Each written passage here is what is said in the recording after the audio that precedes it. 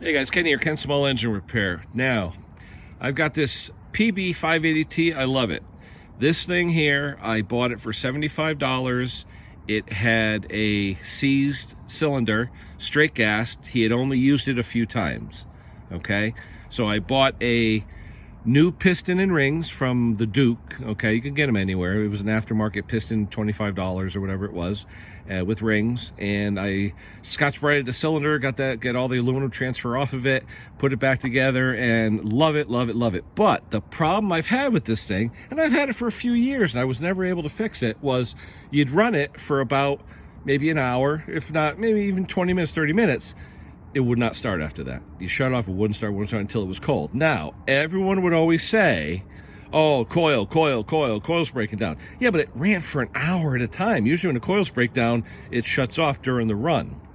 So I talked to my good friend Tom at Vintage Engine Repair in Australia, and we're looking at it this morning. He goes, oh no, you're too rich. I was like, excuse me? He goes, nah, mate, you're too rich. I was like, okay. Now this thing has the carburetor with these mini tools, you know, for the adjusters, okay? And I've got all three of these tools. There's a mini Pac-Man, there's an A circle they call it, and there's a single D, the three of them. I don't remember which one I used to get in there, and I'll see if I could find out by the end of the video, and I'll put it in the chat. But you got to use these tools. And basically what I did was I said, Tom, this thing will start when it's cold every time, but then it, you know, won't start hot. He says, oh no, you have to lean out the low speed jet because it's just too rich and you're flooding it. I said, okay. So funny thing, we got it running, and I let it run for about 15 minutes or so, got it warm, and shut it off. And of course, nope, now it didn't want to start because it was warm, didn't want to start.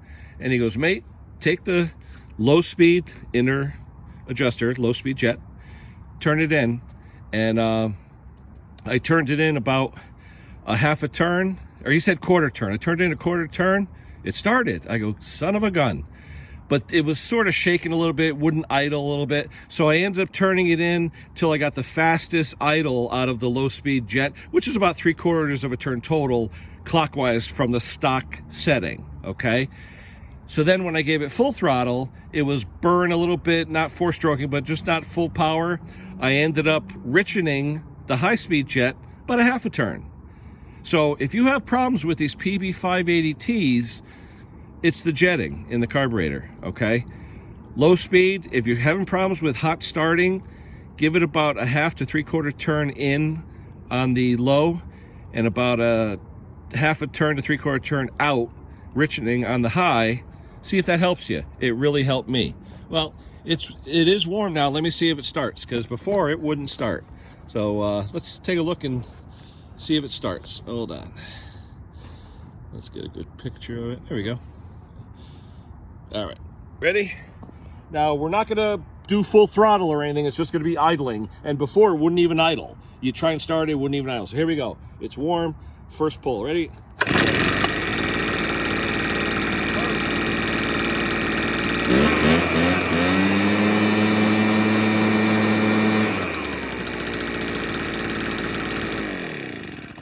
There you have it, people. These finicky carburetors, low speed, high speed jet. Very simple fix. I even used a spark checker last night, and the spark checker glowed green, then yellow, and oh, new plug. Put a new plug in it, didn't make a difference. So I could have kept the old plug in it. But every time a customer brings me machines, I tell them, bring me your fuel. Show me what you're using. I make sure there's no water in it, and I tune the carburetor to their fuel. I've had a lot of times where people will bring me their two-stroke equipment, and I tune it, put my fuel in it, tune it, works great. Then a week later, yeah, it's not running right, this, not, never. And it turns out they're using either a canned fuel or their mix is different than mine and all that. So the fuel mix and the grade of gasoline, it does make a difference with these carburetors, with two-stroke carburetors. You have to tune for the mix you're using. So I always tell them, bring me your mix. Or if they say I'm using True Fuel, then I'll put a can of True Fuel in when I do it. So this way you're using the same mix and you get the best results. All right, that's it for now, guys. We will talk to you soon. Don't forget to check out my live stream every Saturday, 2 p.m. Eastern. It's on small engines. Well, it's on a lot of stuff, but we try and talk small engines. All right, guys, that's it for now. We'll talk to you soon. Hey guys, Kenny here, back in the shop. It turned out it was the single D tool that worked. I took a picture into the hole of what the screw looked like. Here, take a look. It is single D, so that's the tool you want to use. It's called a micro single D. Take a look.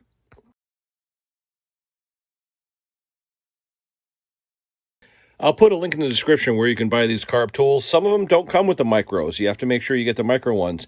And my buddy Tom even said to me too, watch with these micro tools, especially the Pac-Man micro. They tend to want to split. If you try and bottom it out and it sticks, you'll crack the tool. So be very careful with these micro tools. All right, guys, we'll talk to you soon.